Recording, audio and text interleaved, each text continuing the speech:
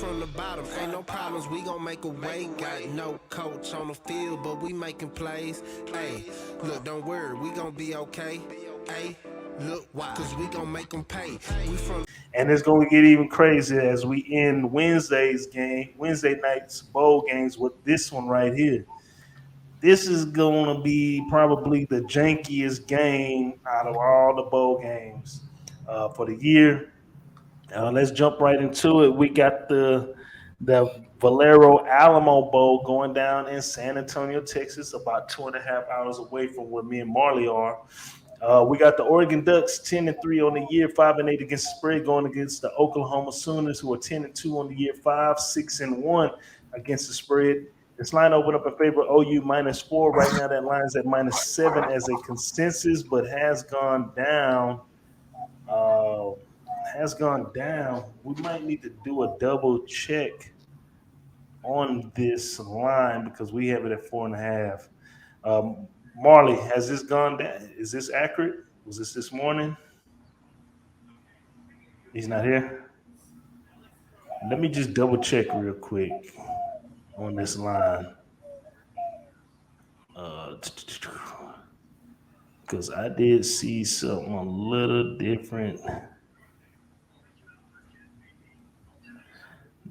I don't even see this game on the board anymore. Or at least UAG doesn't have it. But I'm gonna say, yeah, I don't see this. I don't see this What are game you on the looking for? boards. The accurate line for this game, Oregon, and Oklahoma. We have it at 4.5, but as a consensus right ESPN now, has it as 7. right. So let me just go ahead and update it because Yeah, on the double boards, check. everybody has it as a 7 right now. So we do apologize about that. But if I'm looking at UAG right now, they don't even have the game on the board. Like I said, this is one of the craziest games Yeah. of of the bowl season. But let's get to going. Let's get to these injury reports right now. So, as far as the injury reports, we do know that Oregon's been dealing with a plethora of injuries all season. They do now. They miss Pittman. Pittman has opted out. He is leaving that school. Thibodeau, he is opted out to get ready for the NFL draft. And running back Travis Dye, he is opted out and hit the transfer portal as well for Oregon. And we also know that they are missing. The head coach, Cristobal, he has taken a job at Miami, so he's out of there along with a lot of other coaches and assistant coaches for that team. Injury reports for OU.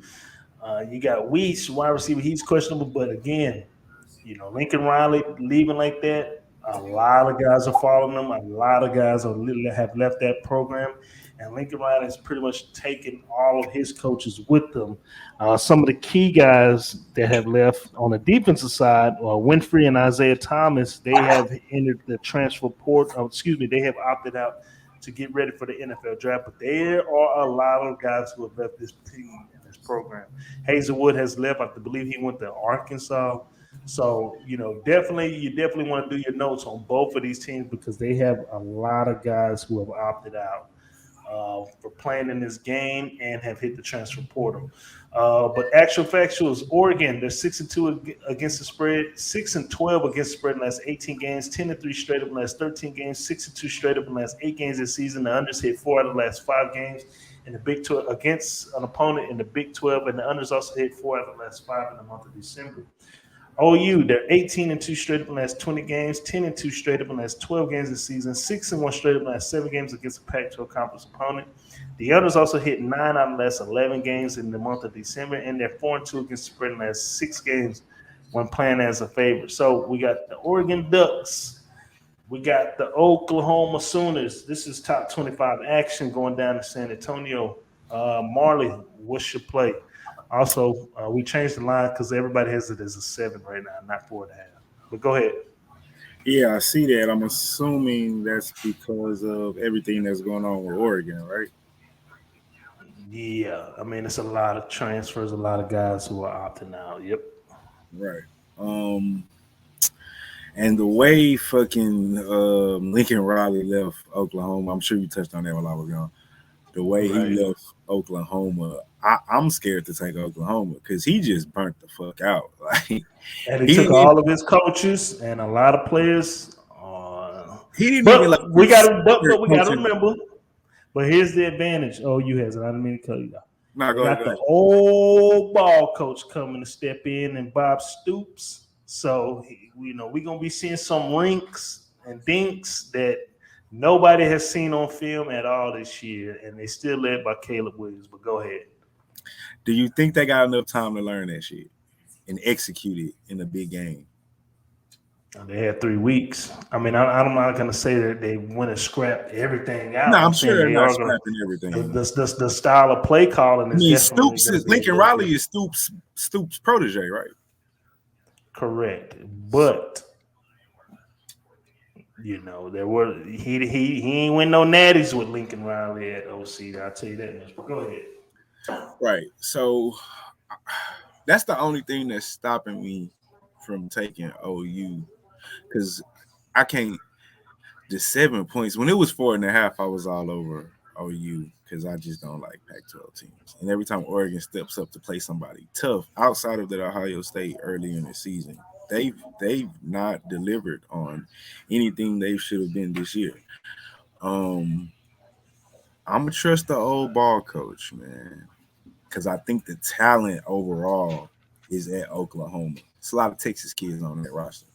It's a lot of big boy football that OU has played. And with that said, like Coach said, that's huge that Stoops is stepping in because the transition for a game will be so much easier. The terminology will stay the same.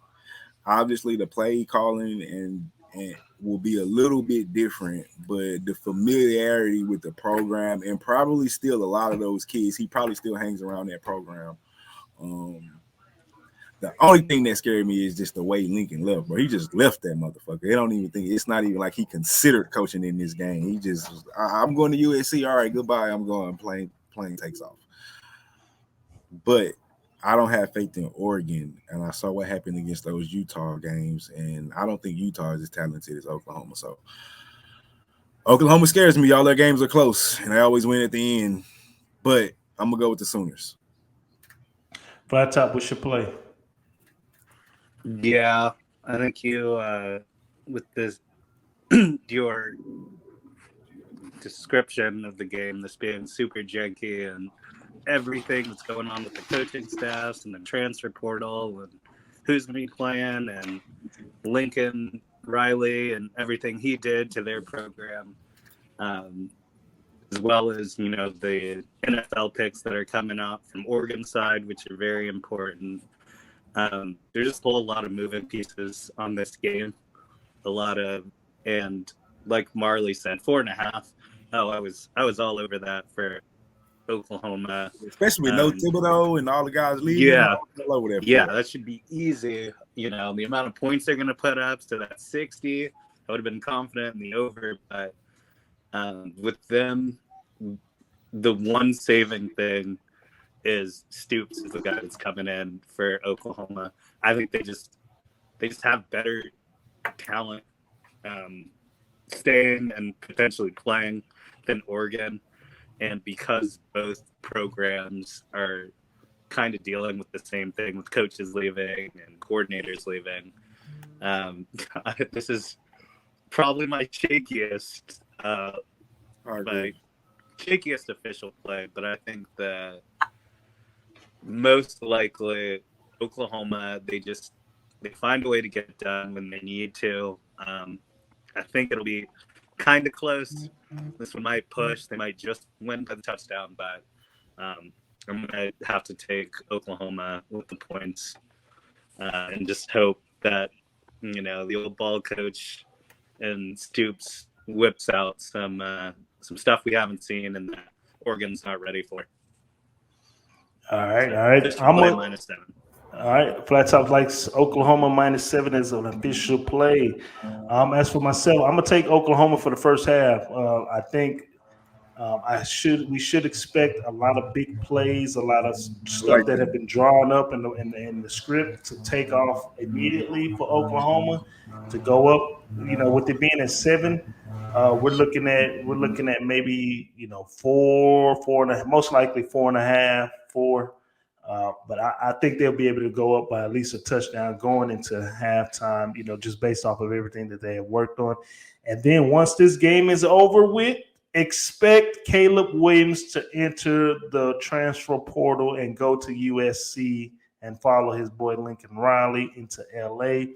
I know he did not go to Norman, Oklahoma, to go to Norman and hang around Norman when he can go to South Los Angeles, bro, in that weather. Being a kid from the East Coast, man, expect Oklahoma to come out here, dominate, take care of business first half, and then Caleb Williams, along with a lot of other young guys who just wanted to play in this game, to transfer and go to USC, and try to get that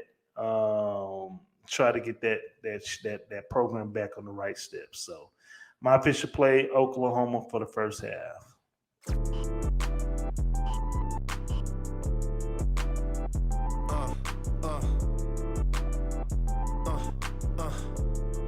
Check it out. Look, we from the bottom, ain't no problems, we gon' make a way. Got no coach on the field, but we making plays. Hey, look, don't worry, we gon' be okay. Hey, look, why? Cause we gon' make them pay. We from